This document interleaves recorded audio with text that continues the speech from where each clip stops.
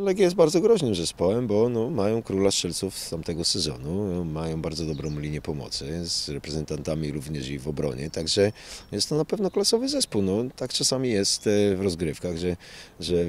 no, nie to, że nie idzie, ale no, pewne powiedzmy elementy nie pasują do siebie i później takie rezultaty są jakie są. Także tutaj na pewno nie możemy patrzeć na tabelę, nie możemy skupiać się na tym, jak gra Legia, jakie ma problemy, tylko na tym, żeby ten mecz wybiegać, wygrać i uczciwie go wygrać. Pewne rzeczy nie mogą nam przesłonić tego, że jest to bardzo, bardzo dobry zespół, mistrz Polski, zdobywca Pucharu Polski i